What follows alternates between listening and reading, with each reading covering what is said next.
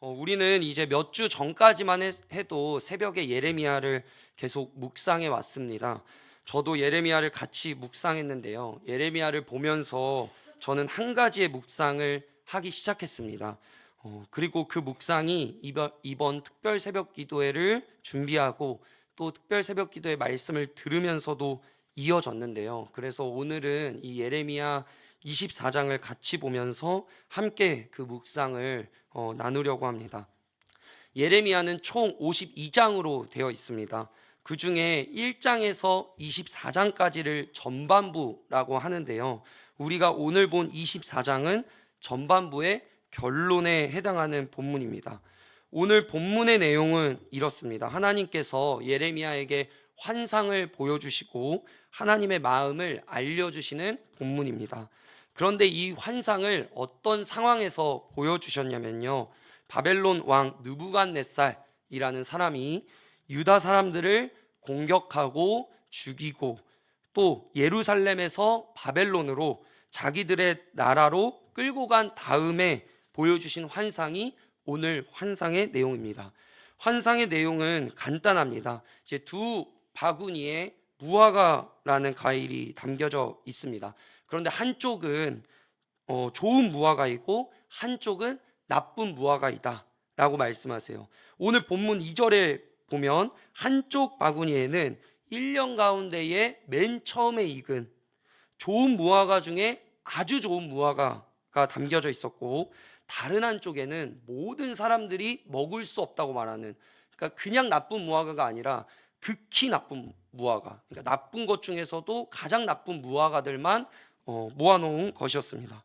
그래서 예레미야가 이제 이 환상을 보자 하나님께서 이제 이 환상이 가리키는 바 의미를 말씀해 주셨습니다. 잘 익은 무화과는 유다 포로들을 의미한다. 그러니까 바벨론으로 끌려간 사람들을 말하는 것이죠. 나는 그들을 돌아오게 할 것이고 그들의 하나님이 될 것이다. 또 그들은 내 백성이 될 것이다 라고 말씀하십니다.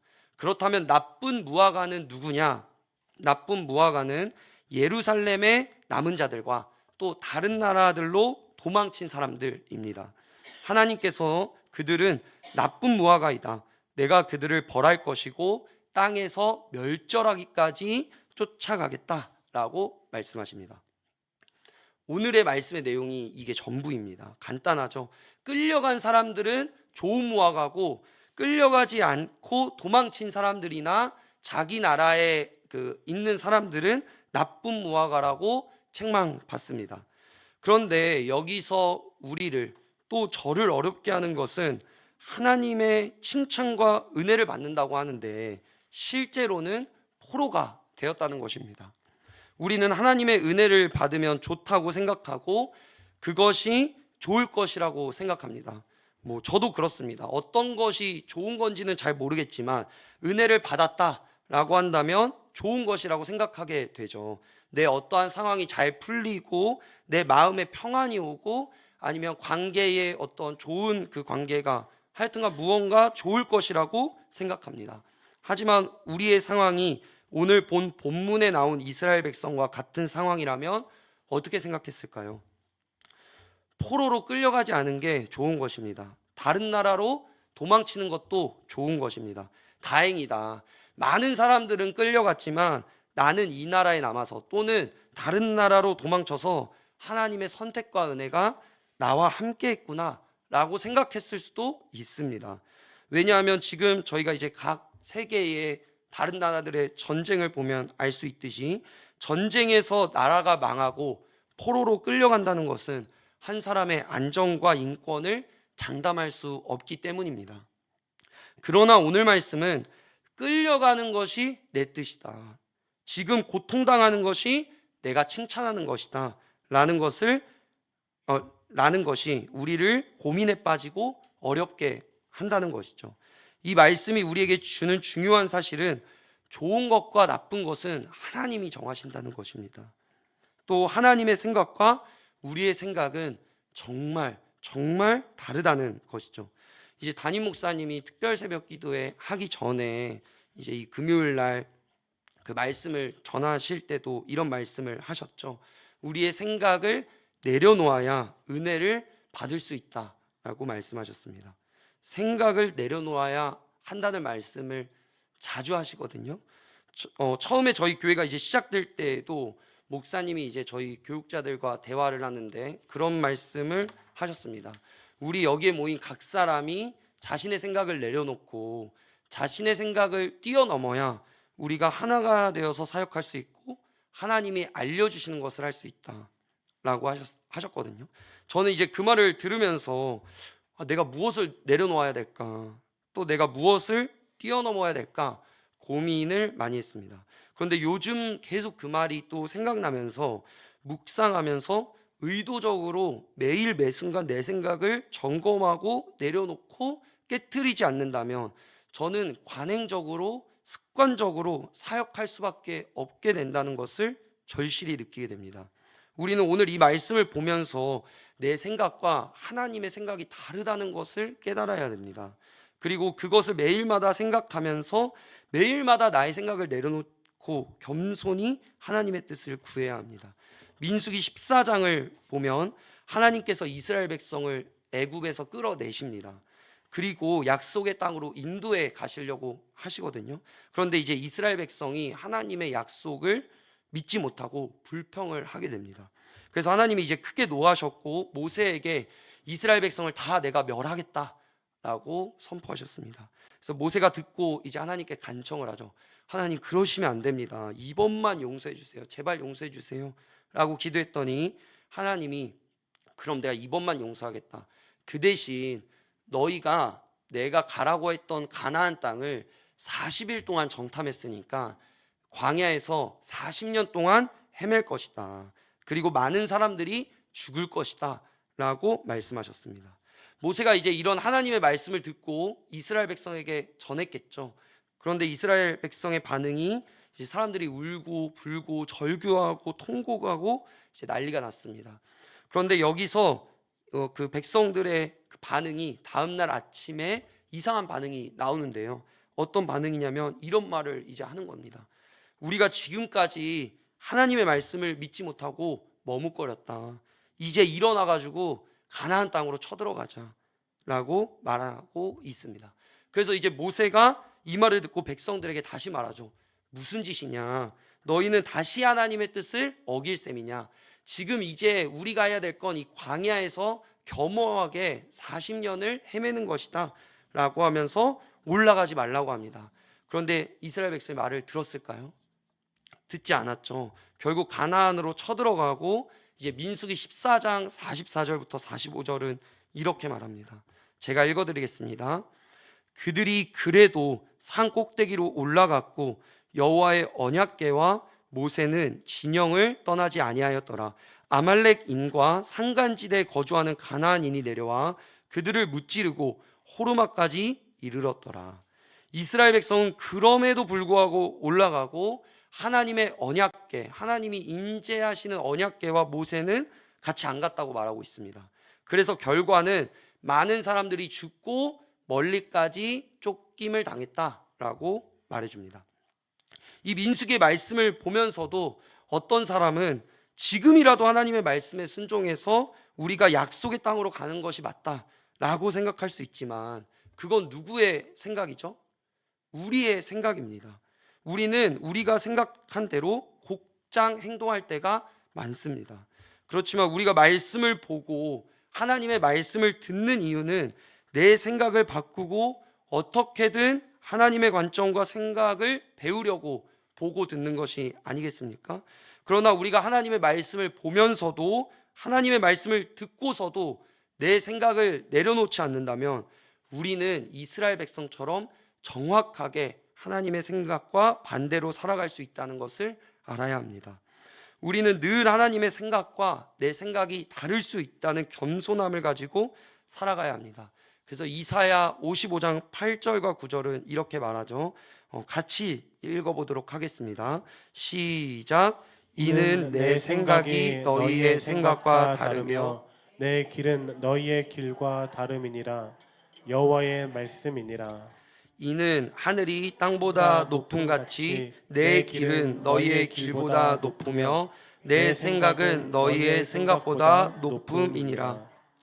우리가 이 말씀과 이 생각을 갖지 않는다면 우리는 하나님과 다른 생각을 할 것이고 하나님의 뜻과 반대로 갈 것입니다.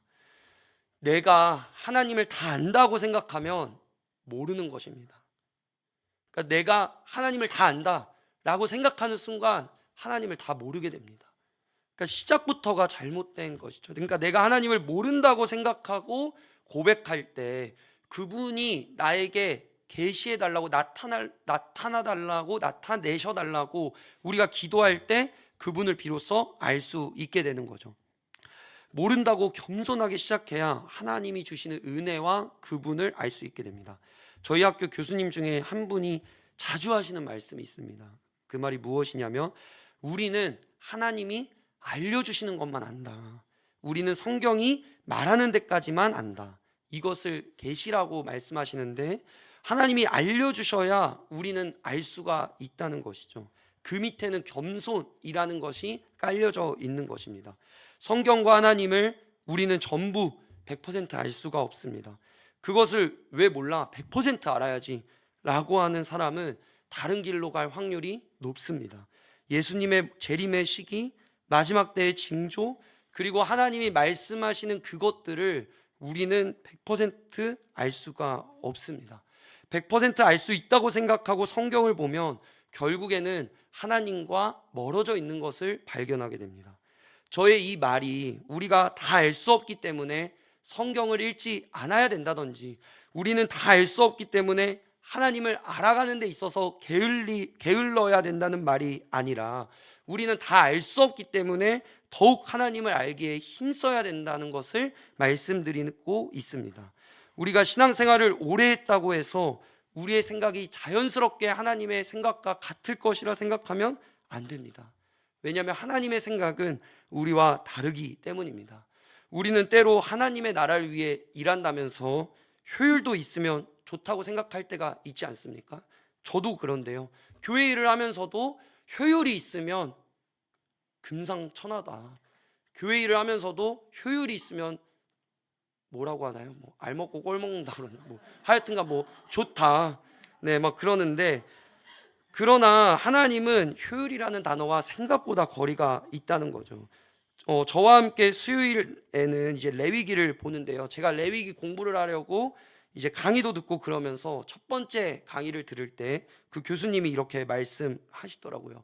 우리가 구약과 레위기를 이해하기 어려운 몇 가지 이유가 있는데 그 중에 한 가지는 뭐냐면 우리는 하나님을 자꾸 우리와 같다고 생각하기 때문이라는 것이죠. 그러니까 우리는 하나님을 자꾸 사람과 인간 같다고 생각하기 때문에 구약과 레위기를 이해하기가 어렵다라고 말씀하셨습니다.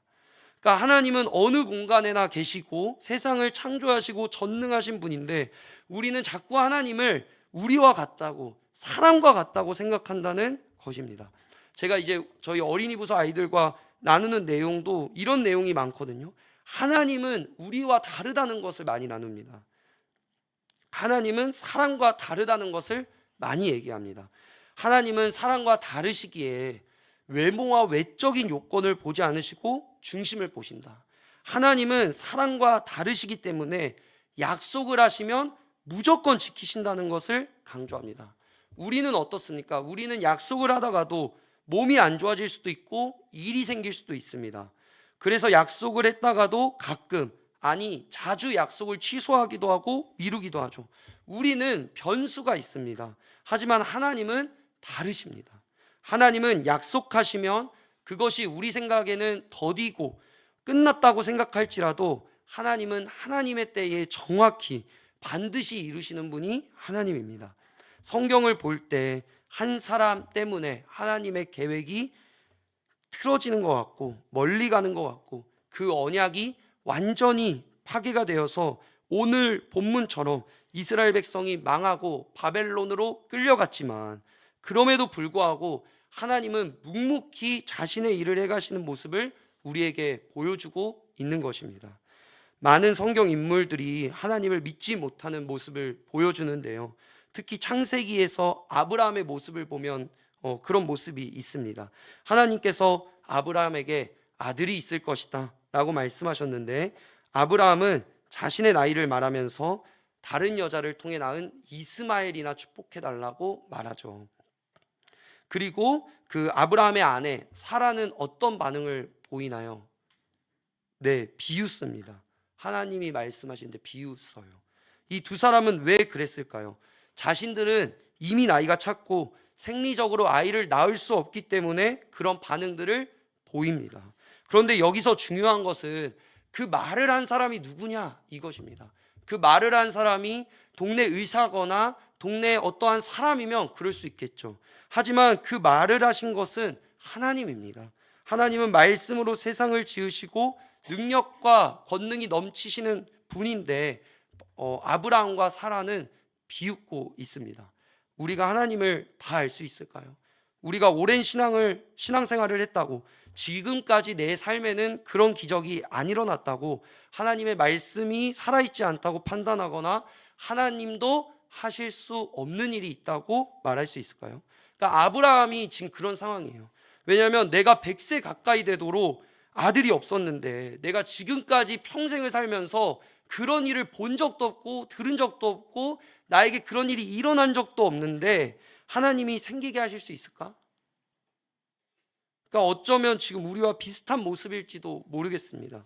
그러니까 내가 평생 신앙생활을 했는데 내가 교회에서 많은 예배를 드렸는데 그런 일이 일어난 적이 없었는데 오늘 성경에 쓰여져 있다고 하나님이 그 일을 행하실 수 있을까?